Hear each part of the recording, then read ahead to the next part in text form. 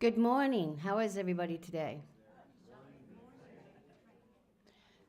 So please join us in singing number 407. We're going to sit at the welcome table, and please rise as you are able, willing and able, or just sit in your seat and sing softly or loudly.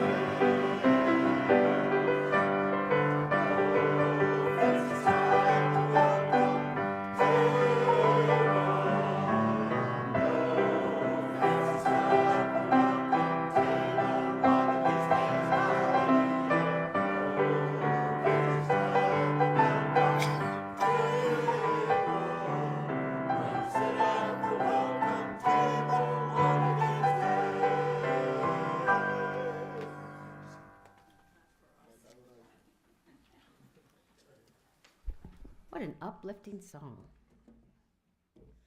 Good morning, and welcome to everyone here, either in person or on YouTube. My name is Shelley.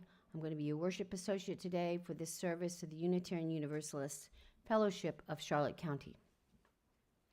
Welcome to this common, sacred space. Common because we are all welcome. Sacred because we are here to transform the ordinary and attend to the profound. We carry with us our regrets, doubts, fears, stories, laughter.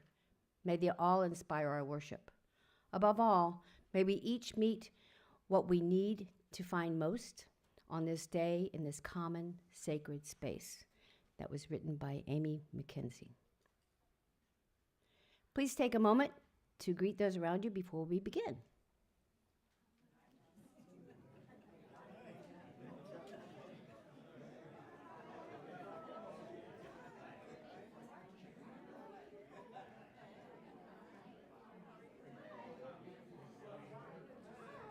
I love this part.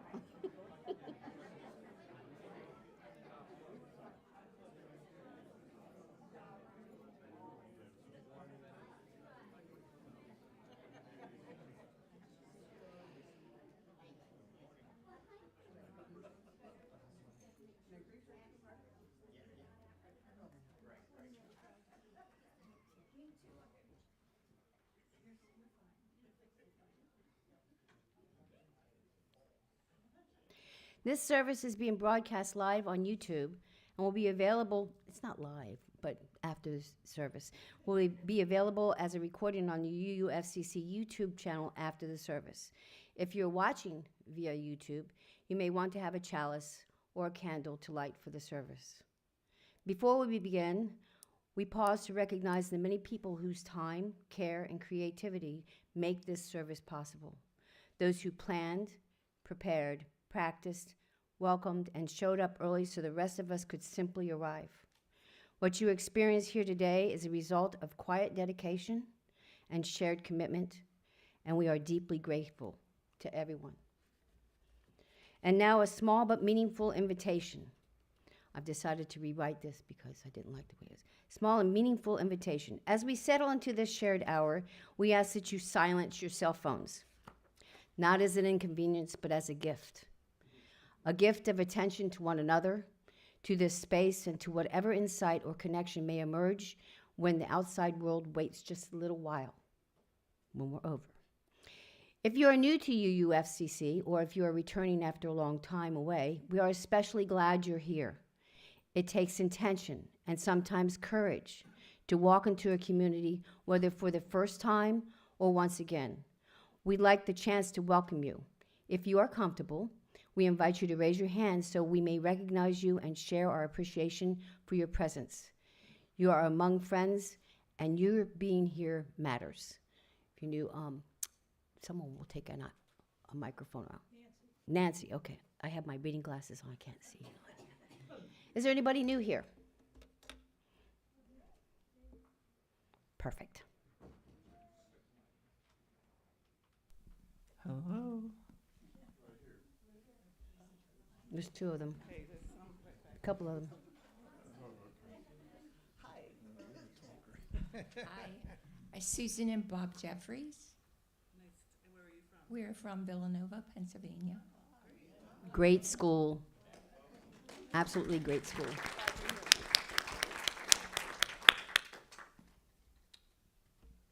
Me or you? Michael Owens is my partner, Tom Hunnedy. We're residents of PGI. We're snowbirds, Columbus, Ohio. So, first time. Welcome.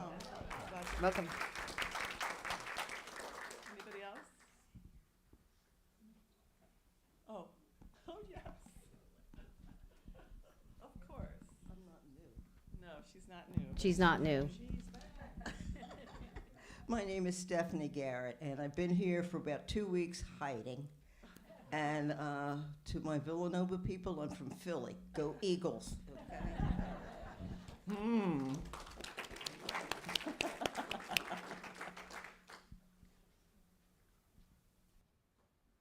Please join us in the social hall after the service for refreshments and conversation, and thank you for joining us today. If you are new at home or here and would like to learn more about our fellowship, you can email the office at office@uufcc.org, visit our website on uufcc.org, or tag one of us people. Anybody who's got a name badge can tell you about this place. All right, just because this is yellow doesn't mean I'm special. And wherever you are, we're glad you have chosen to spend your time with us this morning. And now Margaret will do the prelude.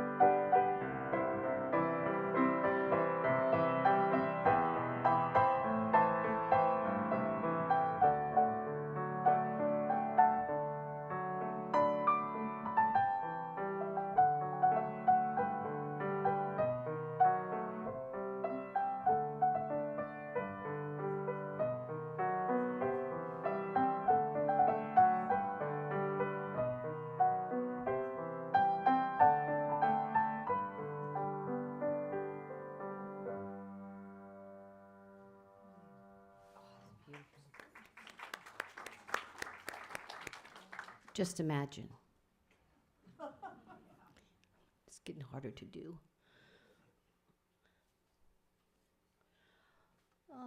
Laura, could you come up and light the chalice? Because I don't think AJ is here. Please and thank you.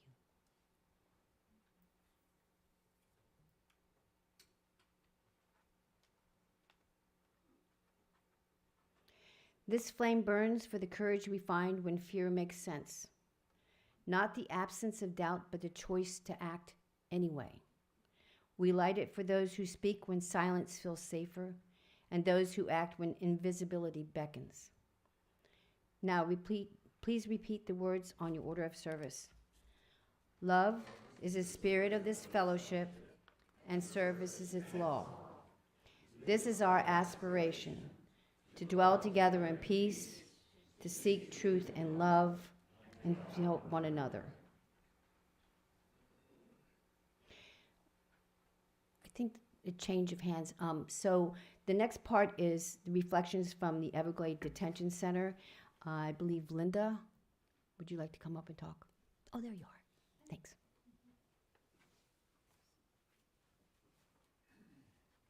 As you know, there was a group of us who went down to the Everglades Detention Center last week to participate in the weekly prayer vigil that they have outside the facility.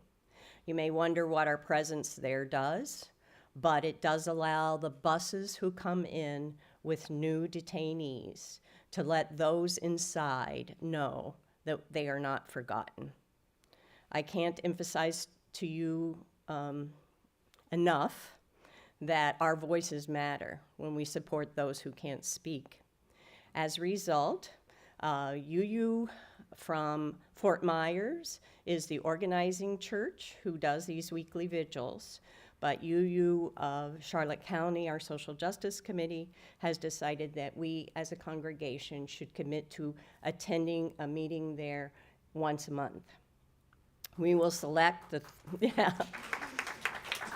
We will select next Sunday, the third Sunday of the month, to be that Sunday, because then it doesn't interfere with our potluck and our second helping and those kinds of things. And we encourage all of you to participate. If you can't physically go to the facility and stand, you have to stand outside for the hour that the prayers are given. You can contribute to the buses that take people from Fort Myers. You can contribute to organizations that support people, and you can get active in other ways. But I do encourage you, if physically able, to go at least once and to witness the tragedy that is occurring in our country.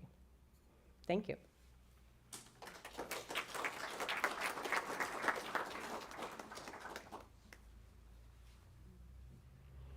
Thank you, Linda. Both Joseph and I have some opening words today. I'll start, and Joseph will finish. Am I oh, no, I'm good. I'm still good. Oh, you were standing up and getting up. I was like, oh no, did I miss something? It's okay. Here we gather not because we share a creed, but because we share a commitment to reason, to compassion, and to the dignity of every person. In the spirit of secular humanism, we trust human insight, scientific understanding, and ethical reflection to guide us as we navigate a complex world. We celebrate our responsibility to care for one another and for this fragile planet, knowing that meaning is not handed down from above, but created through our choices and our actions. May this time together strengthen our resolve to live thoughtfully, act justly, and widen the circle of belonging. And Joseph is going to bring one up.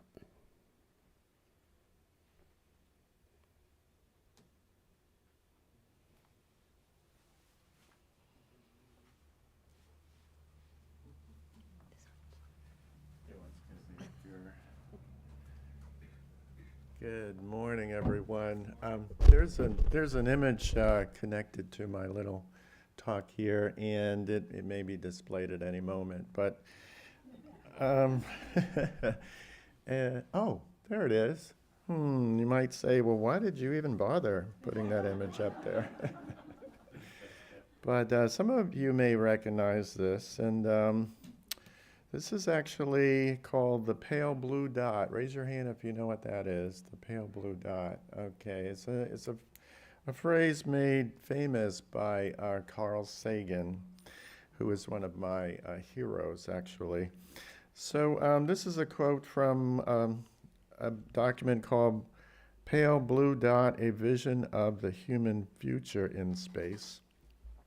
And I'm going to use this powerful laser pointer that Tom lent me, and I've been warned not to point it at you, so I'm not going to do that. But here, for those who may have trouble seeing, is an image where the top half of the screen is really dark, and then there's this transition to sort of a very light color, and here is a little pale blue dot. Do you see that? Raise your hand if you see that. Okay. And does anyone know what that represents? Oh, you guys are so smart. That's why I like hanging out here. Okay, so this is a photograph of Earth taken on February 14th, 1990 by the Voyager 1 space probe from an unprecedented distance of 6 billion kilometers. Right, very, very far. For those of you who are nerds, that equals 40.5 AUs. And AUs is the distance between the Earth and the Sun. So it's 40 and a half times. So look at that dot. That's there. That's our home. On it, everyone you love, everyone you know, everyone you ever heard of, every human being who ever was, lived out their lives. The aggregate of our joy and suffering, thousands of confident religions, ideologies, economic doctrines, every hunter and forager, every hero and coward, every creator and destroyer of civilizations, every king and peasant, every young couple in love, every mother and father, hopeful child, inventor and explorer, every teacher of morals, every corrupt politician, every superstar, every supreme leader, every saint and sinner in the history of our species lived there on a mote of dust suspended in a sunbeam. You feeling significant? Or are you feeling humble? The Earth is a very small stage in a vast cosmic arena. Think of the endless cruelties visited by the inhabitants of one corner of this pixel on the scarcely distinguishable inhabitants of some other corner, how frequently their misunderstandings, how eager they are to kill one another, how fervent their hatred. Look at the rivers of blood spilled by all of those generals and emperors so that in glory and triumph they could become a momentary master of a fraction of a dot. Our posturings, our imagined self-importance, the delusion that we have some privileged position in the universe are challenged by this point of pale light. Our planet is a lonely speck in the great enveloping cosmic dark. In our obscurity, in all this vastness, there is no hint that help will come from anywhere else to save us from ourselves. The Earth is the only world so far to harbor life. There is nowhere else, at least in the near future. To our species, to which our species can migrate. Visit, yes. Settle, not yet. Like it or not, for the moment, the Earth is where we make our stand. It has been said that astronomy is a humbling and character-building experience. There is perhaps no better demonstration of the folly of human conceits than this distant image of our tiny world. To me, Carl Sagan is speaking, it underscores our responsibility to deal more kindly with one another and to preserve and cherish the pale blue dot, the only home we've ever known.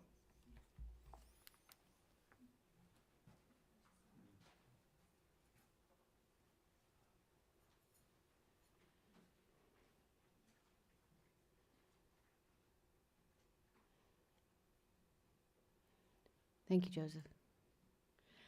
If you'll please stand in body and or spirit and join us in singing hymn number 1016 in your teal handbook or songbook, and it's called Prophecy, O My People, and it's absolutely beautiful. I was listening.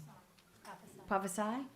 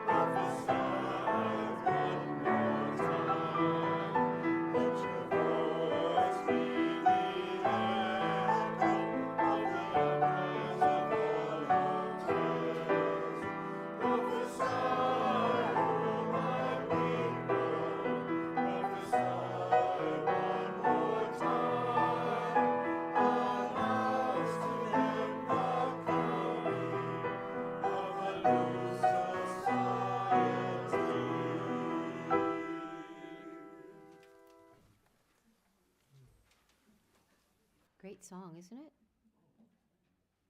Thank you, choir and music director. In our community, the Book of Life is where we share our joys and sorrows and life milestones. Our Book of Life offers you the opportunity to share your joys, sorrows, and life milestones with the rest of us by writing them in the Red Book or by emailing them to bookoflife@uufcc.org by Saturday before the service. Is there anything written in? Oh, perfect.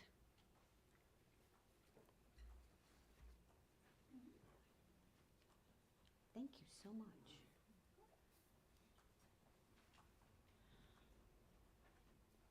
To fears, is that true? Fears?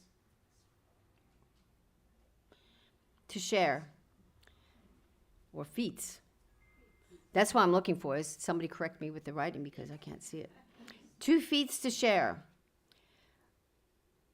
6-mile run so efficiently or effortlessly, I sat that I felt I was being lifted up, so buoyant and joyful.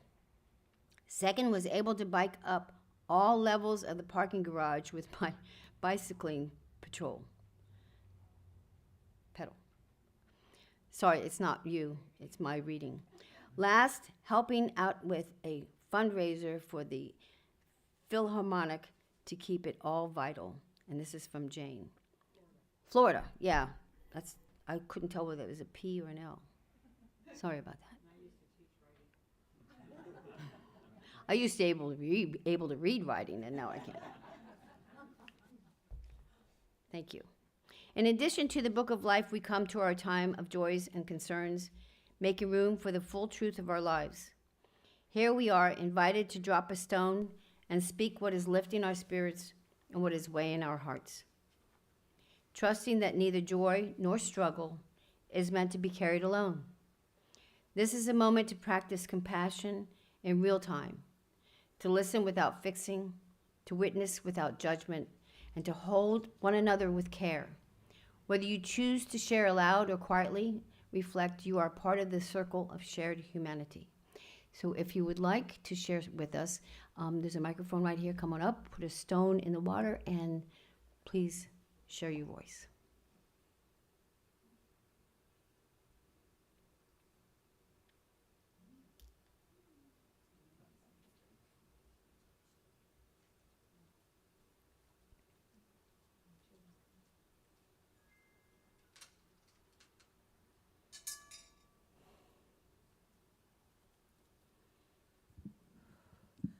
I could cry every time I feel about this, but this is for Renee. Good. I think you all know what happened to her, and I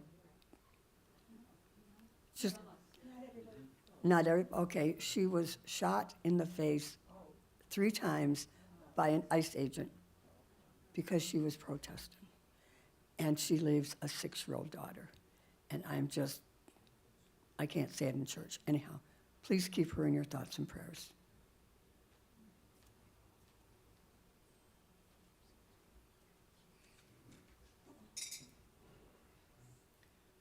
I have a joy.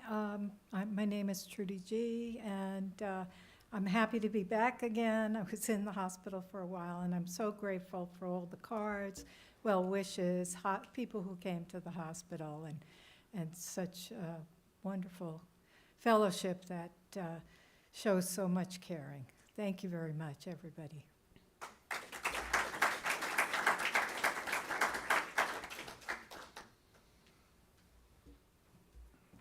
Good morning, I'm Patrick E., and last night we had a fundraiser for PFLAG, the LGBTQ support group, and we focused on LULAC. Gave them a position, which is this was planned a while, so it's even more important now. So the group for supporting Latin Americans. So everything went well, they were embraced, and we had a good time.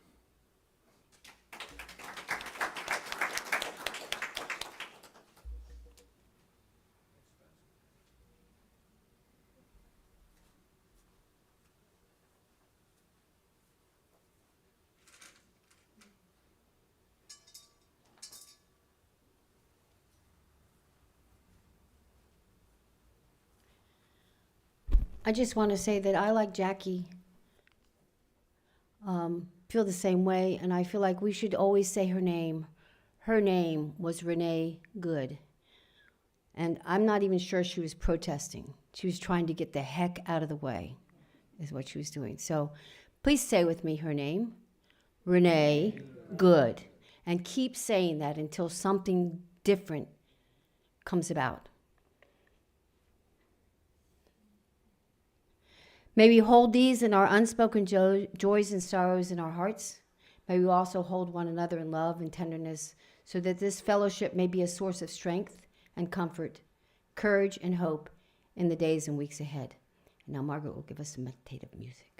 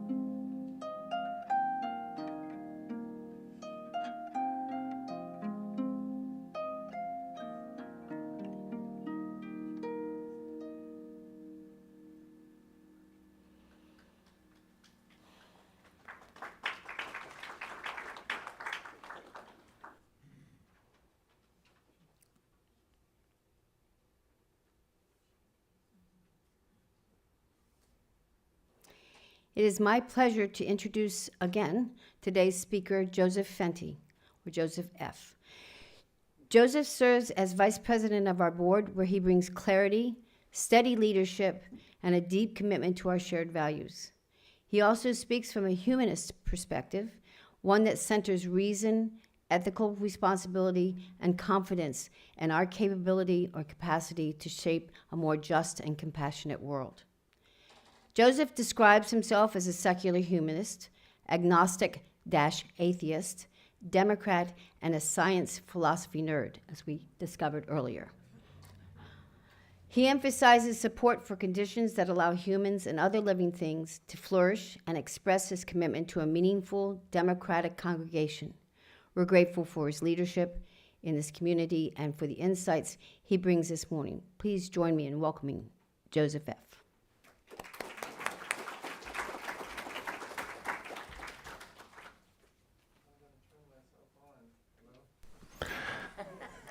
You can hear me now. 1, 2, 3, 4, 5. Okay, thank you. Thank you for that nice introduction, Shelley. I appreciate you. Okay, so let's start out with a little test. Maybe it's too loud. You can bring me down a bit. And Tom's queuing up my slide. And it's been a while since we used PowerPoint here, and I apologize for those people who have trouble seeing, but I'll try to be as descriptive as possible.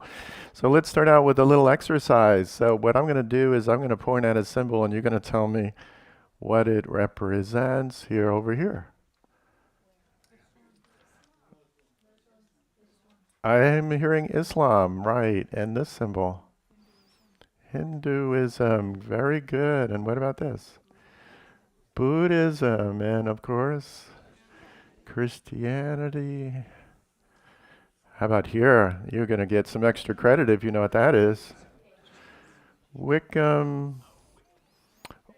the paganism, it's a broad category. Of course, there are lots of symbols in paganism. What about this one? Taoism, this one is specifically called yin and yang. This one over here? Judaism. Okay. This is the last symbol that got added. And I'll tell you the story behind that one. I was on the board. I got here in 2012 on the board, I think 2014. I believe Don was on the board there, Dennis, Herb, a lot of other people. Anyway, I turned to Reverend Amy. Remember Reverend Amy? And I said to Reverend Amy, all of these symbols here, but something's missing. I'm a humanist. Where is my symbol? She looked at me, you know, when people are processing, they get that look in their eye. And she says, you know what, you're right. There's no symbol for humanism, even though it's listed in our 5 sources. And she turned to me and she said, I'll get back to you. And she went to the artist that created these, and she made that humanist symbol, and that humanist symbol is now there. And it's in this space. So let's talk about humanism. So this slide basically talks about what we're going to talk about today. And humanism is the understanding, the purpose of this talk in this very short time is understanding the origins and impact and potential of humanism, why humanism matters in UU spaces. That's really what's up there. If you could do the next slide.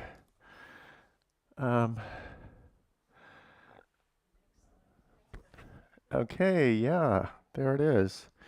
And it's clipped off at the top, but that's okay. So humanism is a worldview which says that reason and science are the best ways to understand the world around us, and that dignity and compassion should be the basis for how you act towards someone else.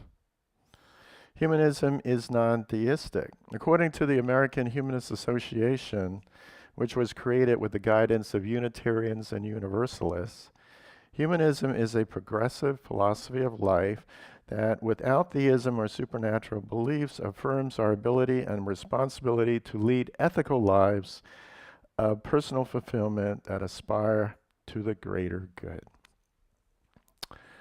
Okay. So although many humanists are agnostic or atheists, it's not necessary. Deists and theists can share the same values as humanists, and they often do. Next slide.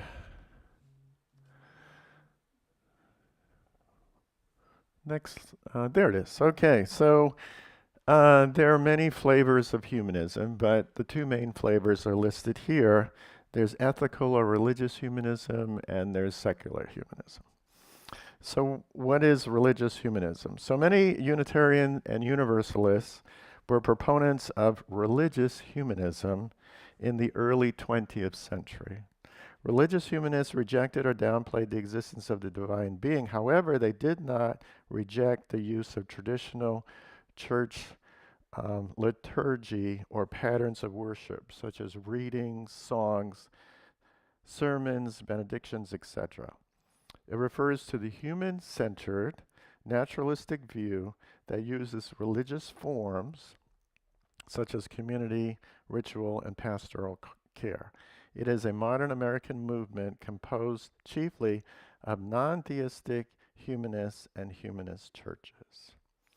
So humanism had a strong influence on the Unitarian theology. Unitarians rejected the idea of creeds in favor of logical reasoning and principles. The Universalists, right, they rejected the exclusivity of salvation and embraced the idea of universal salvation of humanity. So religious humanism really took off in Unitarian and Universalist spaces between 1920 and 1950. Secular humanism, which is what I consider myself to be, is defined today broadly as a naturalistic, reason-based philosophy focusing on human well-being and science without reliance on the supernatural. So in this regard, I have to stop and say I'm expressing my views on humanism under the auspices of the free pulpit. So I don't speak for the board or the UUA, but these are my reflections on humanism. Okay, next slide. So I am doing this today. I'm pulling my safety belt and I'm clicking in. And that's what I want you to do, because we're going to go on a journey through history. So buckle up, Buttercup. So what are these people? What are these people? I died. That's okay. What do these different images have to do with one another? You say, well, you've got the 7 principles. That guy is Plato. You got Voltaire representing the philosophers in the Enlightenment period. It just seems to be just a hodgepodge, but these are all connected. And what's the thread that runs through it? So let's explore where does humanism come from. Next slide. So the pre-Socratics had a big impact on the concept of humanism and Western philosophy. They advocated such things as naturalism, rationalism, which then paved the way for scientific methodology. They sought explanations from natural laws rather than the actions of God. Pythagoras. How many of you know Pythagoras? Okay, we were all inflicted with the memorization of Pythagoras' theory, and I often wondered what is Pythagoras? Well, he was actually a person, and he lived a long time ago, and he was revolutionary in his thinking for his period.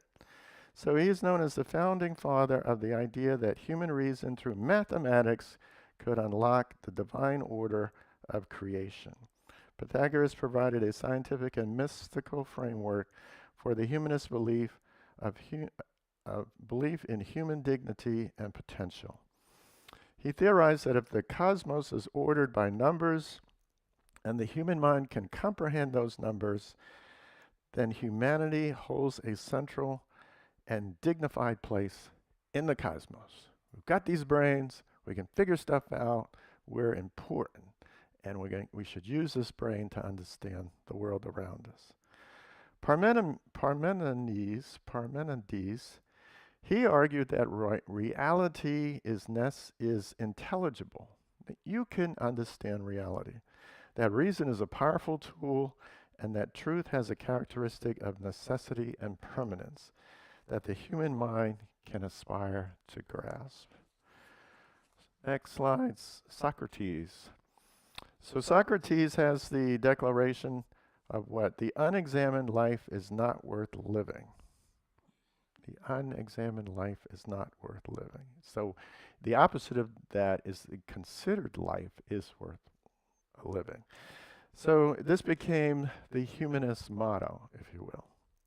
It shifted the focus from divine decree to human self-knowledge and ethical introspection as the highest pursuit. Socrates is considered a secular martyr for truth and conscience. Why? Because he asked questions and he was punished for it. He was considered a gadfly. He would follow people around in Athens and ask them questions about virtue until they threw up their hands and ran away from him, because apparently he smelled really bad anyway. But he pestered people. He used this method, the Socratic method of rigorous and skeptical questioning, to expose contradictions and move towards a cleaner definition. He invented this idea of the dialogue. And the rulers of Athens considered that he was corrupting the youth and gave him the option. Well, he didn't have an option. He had to digest the poison and kill himself, right? There were many opportunities for him to escape, apparently, but he decided he would stand on his beliefs, and he died. So, next one is Plato. So Plato emphasized rational inquiry, dignity, personal development, and that provided the cultural soil in which the Enlightenment and secular humanists would grow. There are many, many important contributions that Plato made, and I'll just leave it with the second item.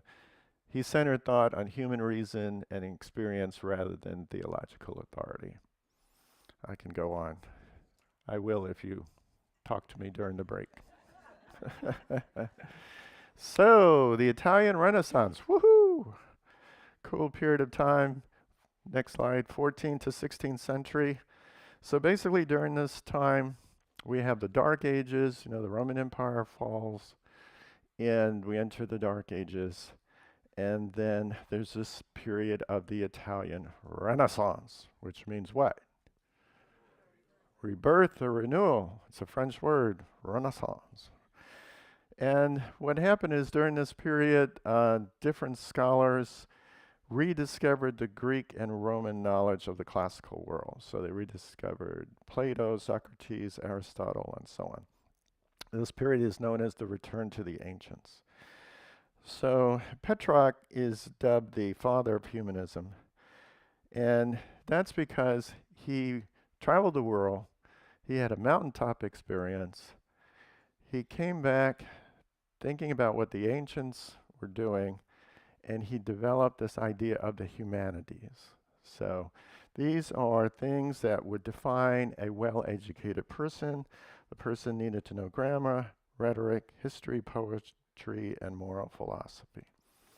During this period, you have a lot of wealthy families that have acquired wealth through the trade with the East and other things and other things. So we have this family called the Medici. You've heard of them?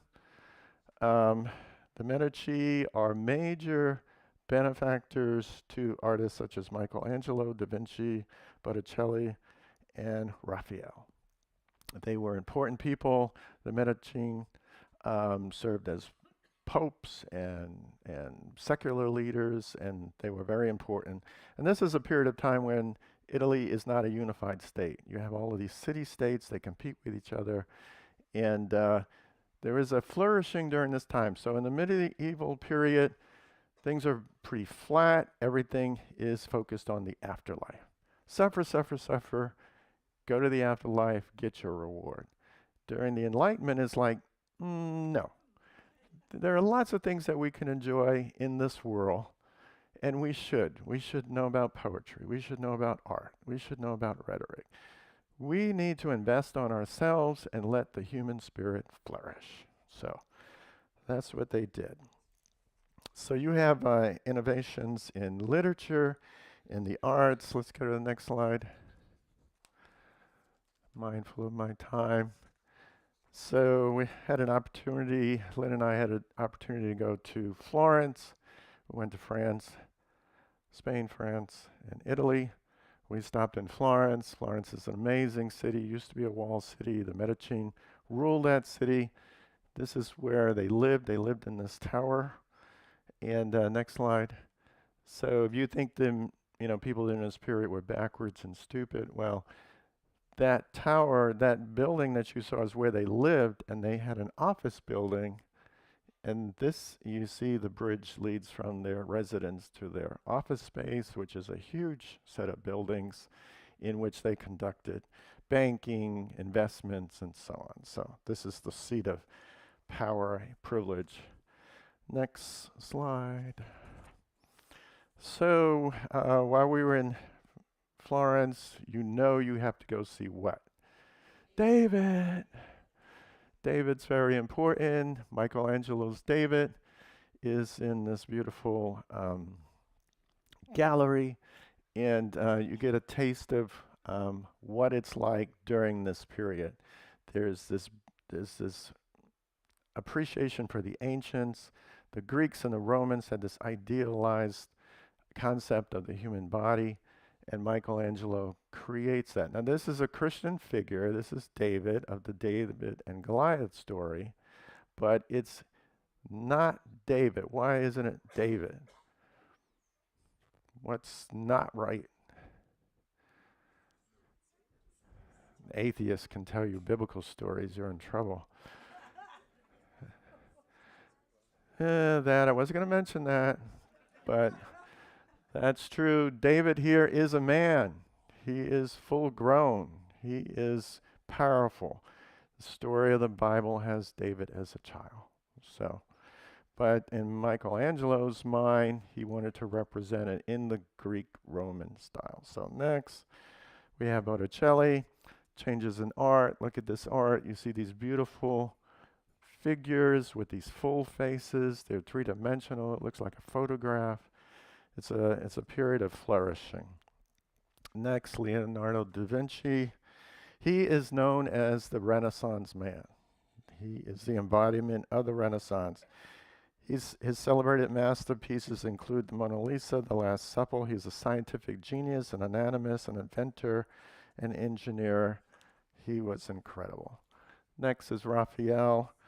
Raphael, if you want to see some of the beautiful works of Raphael, go to where? London, where all the stolen works are. There's a gallery in the Victoria Albert Museum, which lists, which has the Raphael tapestries. Absolutely magnificent works of art. Definitely a place that you should visit. So the Renaissance gives over to the Enlightenment period, and the Enlightenment is very important. A lot of our laws and the ways that we interact with one another, and the UU principles come out of the Enlightenment period. So Enlightenment, the emphasis is on reason, science, individualism over tradition, superstition, and absolute authority. It advocates for natural rights, social contract, legitimate government. The people must be governed. The government must represent the people, which is, very revolutionary. And during this period, you have absolute monarchs. The monarchs are the state. Now you have this evolution of thinking where the people must be represented by their government. The government derives its power from the people. So lots of things going on in the Enlightenment. If you could go to the next slide, the one that says Enlightenment philosophers. So during this period of time, you've got John Locke, Montesquieu, Rousseau. They're all important philosophers. Next slide. You've got Thomas Paine, in an earlier period, Spinoza. In fact, Albert Einstein, when they asked him about God, his reply was, I believe in Spinoza's God. Why is that? So Spinoza is this very interesting character. He's Jewish. He was raised Jewish in a Dutch community, and he rejects the idea of sort of a divine deity, and he sees God in everything. God is everywhere and in everything. And this is similar to pantheism today, and the pagan philosophers and religious community, they see God in everything. So we have that going on. Okay. So we will skip ahead. I do have a comparison of humanism to the other religions, but we'll skip that. We'll go straight to the Humanist Manifesto. So if you can get to that slide, that'd be good. Has anyone heard of the Humanist Manifesto? Okay, way in the back, 2 people. Okay, these are very important documents. These were created at in the 20th century. And you've got Humanist Manifesto 1, 2, and 3. So Humanist Manifesto 1, A New Religion for a New Age. So this was published in the depths of the Great Depression amid the rise of totalitarianism. It's in a bold attempt to define a coherent, modern, and non-theistic view. So Unitarians and Universalists were very, very involved in the creation of this document. Of the 34 original signers, 15 were Unitarian ministers or closely affiliated with the Unitarians. So the UUs were incubators of this idea of the religious humanists. And in the early 20th century, the free, non-creedal pulpits of the Unitarians and Universalists were the only major religious institutions where ministers could openly reject God and preach a purely human-centered philosophy. So, so that's the background in terms of the connection between UU and the humanists of the early 20th century. UU started it. They propelled it. They offered the intellectual ideas that pushed forward this idea of humanism. So I will go straight to my conclusion. We'll skip through a number of these slides.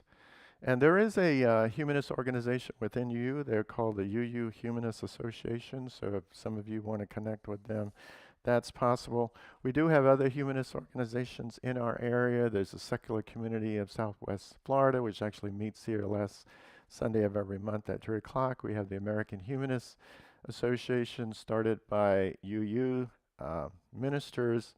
We have Americans United for the Separation of Church and State. So there are many humanist organizations out there. And they have a different way of looking at ethics. In one of our slides, next slide, we'll go to the American Humanist Association 10 commitments. And so in their commitments, they have critical thinking, ethical development, peace and social justice, service and participation, altruism, humility, very, very important concepts for living well among people and expressing compassion.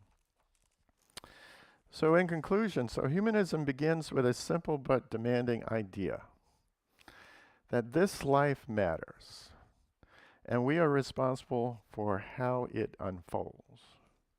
It asks us to use our reason honestly, to face the world as it is, and to shape our values around human dignity, compassion, and justice. Unitarian Universalism has long made room for this way of understanding the world.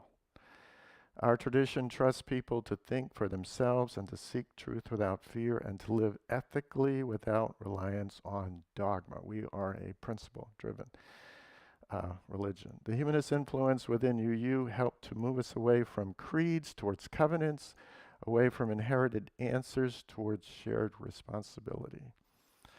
Humanism also finds something essential within Unitarian Universalism. That is community. Reason alone cannot sustain us. We need one another to challenge us, to care for us, and to remind us why our values matter in practice. In UU spaces, humanism becomes not just a philosophy, but a lived commitment to justice, inclusion, and care. In a time marked by division, misinformation, and uncertainty, humanism within UU offers a steady orientation, confident in human capacity, humility before what we do not know yet, and a shared resolve to make the world a more just and compassionate place. It does not promise certainty, but it invites the responsibility rooted in action.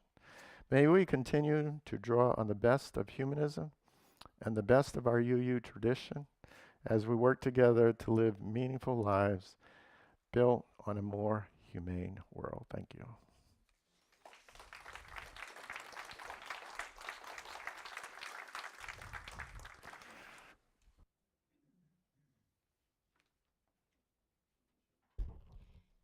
Thank you, Joseph. Before we move forward, I'd like to introduce Randy, who's going to talk about Second Helping and Planned Parenthood, if I'm correct. Thank you, Shelley. That was correct. I have, well, we should say the Social Justice Committee has selected Planned Parenthood for the Second Helping for January. I have basically a recitation here directly from their website, and then at the conclusion of that, hopefully you'll be willing to give some to that worthwhile organization. This is Planned Parenthood of Florida. The mission of Planned Parenthood of Florida is to provide affordable access to comprehensive sexual and reproductive health care by offering excellence in clinical services, empowering through education, and driving change through dedicated advocacy. Planned Parenthood does so by understanding and responding to the needs of those seeking their services, and by protecting and respecting the essential privacy, rights, dignity, and culture of each individual. Their mission in history: Planned Parenthood of Florida is a private, nonprofit organization that has been a vital part of Florida's healthcare landscape since 1966, when their first medical clinic opened in the basement of Sarasota Memorial Hospital. What began as an effort to provide reproductive health care, STI diagnosis and treatment, and contraception has evolved into a statewide network with 17 health centers, a virtual health center, and over 400 dedicated employees serving communities across Florida. Their mission is simple but powerful: to provide high-quality, affordable sexual and reproductive health care, deliver comprehensive sex education, and advocate for policies that enable Floridians to access care and vital sexual health education and information. Planned Parenthood believes everyone deserves the right to make informed decisions about their bodies, their health, and their futures without judgment, fear, or barriers. Planned Parenthood of Florida is proud to provide abortion care because your rights, and your decisions matter. We are here for you, no matter where you are, where you're from, or how you identify. From puberty through menopause, our expert and compassionate medical staff provide care at every stage of life, from your first HPV vaccine or pelvic exam to birth control, STI testing and treatment, infertility services, excuse me. I knew there was going to be a Freudian slip in there someplace.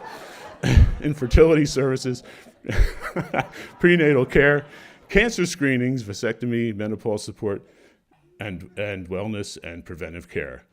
We provide high-quality, inclusive care for the LGBTQ plus community, along with mental health services and support you can count on. 1 in 3 women in the U.S. will visit a Planned Parenthood health center in her lifetime. We are more than a health care provider. They're a trusted partner in your health every step of the way. Planned Parenthood is also a leading provider of comprehensive sex education. The programs there empower teens, adults, and families with the honest, medically accurate information they need to live healthy lives and build strong relationships. Whether they're working with teens, parents, or caregivers, they're creating spaces that break down stigma and spark open, informed conversations about sexual health and well-being. And we don't stop there. They don't stop there. Planned Parenthood is a bold advocate for reproductive freedom, standing up in Tallahassee and talking with members of Florida legislature, parents, and faith leaders to educate the community about policies and promote access to health care and education for all.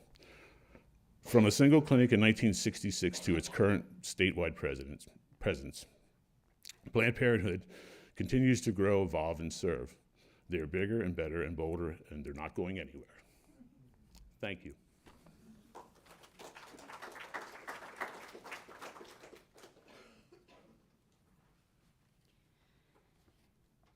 Now, if you would mind, stand as you're able, in spirit or body, and join us in singing offertory number 170 in the Gray hymnal, "We Are a Gentle, Angry People."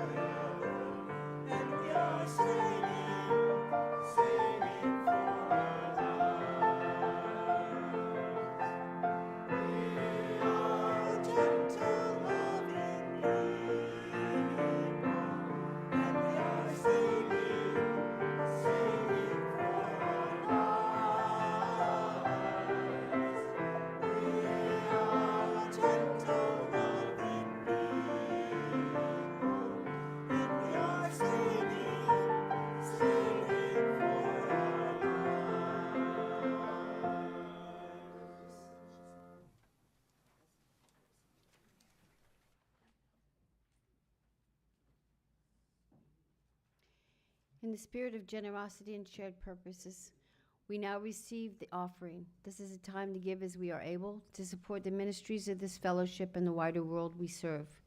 Your gifts help sustain this community, nurture justice, and spread compassion. May what we give today reflect the gratitude and hope we carry within all of us. Your offerings support this ministry of this fellowship, whether by pledge or donation, and may be offered online. Please contact UUFCC.org or office at UUFCC.org to find out other ways in which you can give. You can give her or the office manager a donation. You can also put it under the door, and we also have Venmo. Thank you.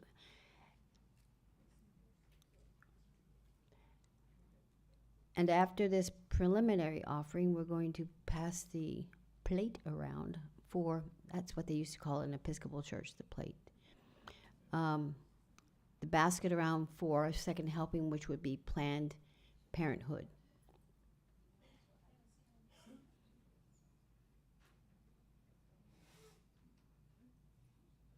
Was that my lack of communication, ladies?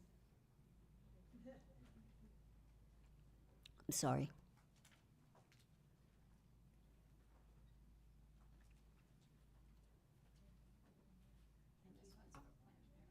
This is Planned Parenthood. Oh. Okay. Planned Parenthood. I'm confused now. I'm getting there.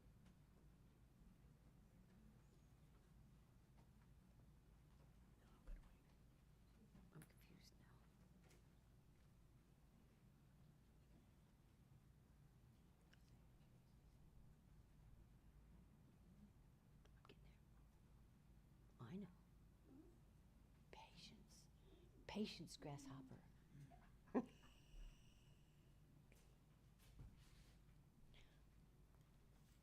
Both baskets are pretty full. Now we go to the life of the community. Time to highlight our special events and activities.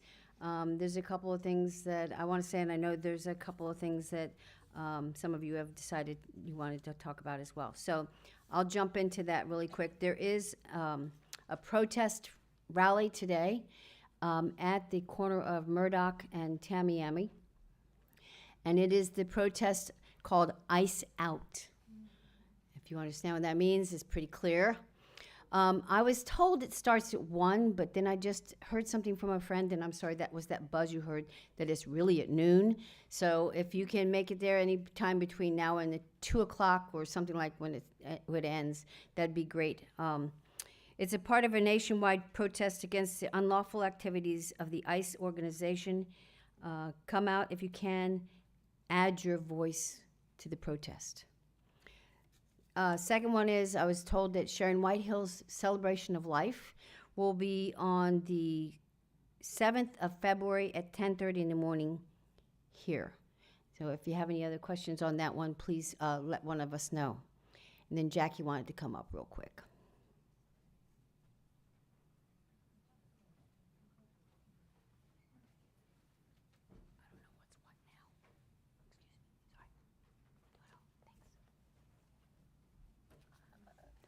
Good morning. I'm the new coordinator for the readers. Several people have volunteered to do a story for all ages. These stories are like 5 minutes or less and have a UU compatible theme.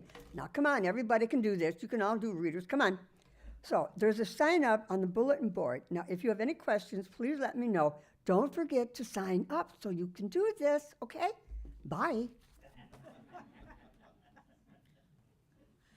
I'm here to talk about the indoor rummage, garage sale, parking lot sale, everything else we've called it so far. Anyway, this coming Sunday on the 18th, we're going to start gathering donations on the porch after conversation amongst friends. So it'll be after 10 o'clock. So you can start bringing your donations in. We're not going to be doing clothes, and we're not going to be doing furniture. We'll do pictures of furniture, and we can bring shoes and all that other household stuff that you want to bring and that's gently used. And it'll be great. Thanks. It's on the 31st, Saturday the 31st. That's Saturday the 31st? Okay. And I have a request for participants in the Martin Luther King Day Parade. That is 2 Mondays from now, on the 19th. I've kind of volunteered 12 people. I'm hoping that we can get most of them there. 12 people, 1 car. I'll be a banner carrier. I signed up. There's a sign up on the bulletin board out there. You can pull it down, put your name on there, say you want to, carry a banner or just march, or maybe provide a vehicle that we can put our vehicle magnets on. All right? Okay, thank you. Come on up, Joseph.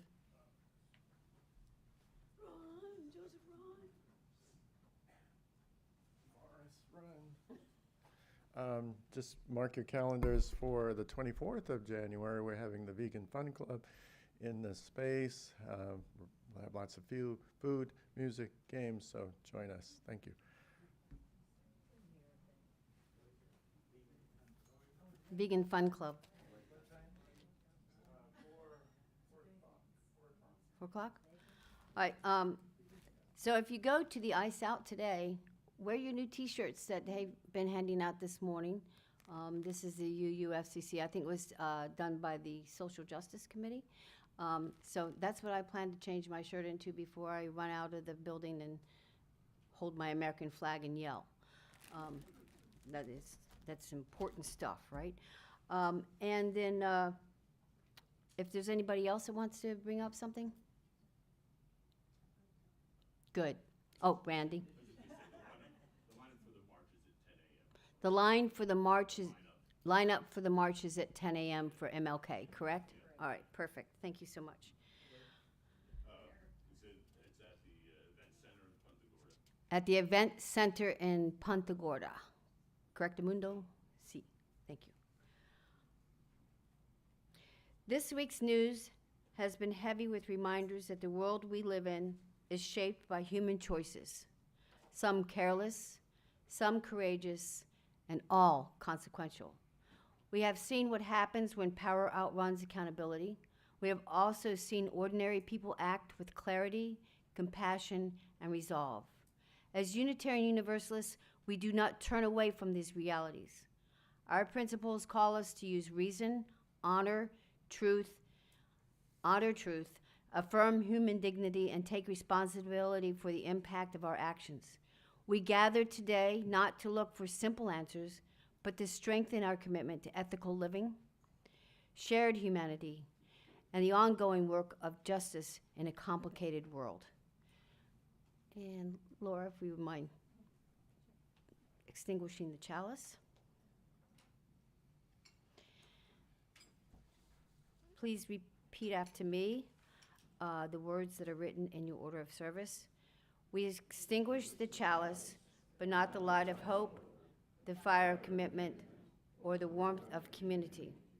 May those ideals shine in our lives and warm our hearts until we are together again. Go now in peace. Leave this place with hope rekindled, not as wishful thinking, but as stubborn practice. In a world drenched with despair, choose joy, choose action, choose to believe another way is possible, and live it as if it's already breaking through. May it be so. Please join us in our closing hymn, number 1017, and the teal hymnal called Building a New Way. Every day.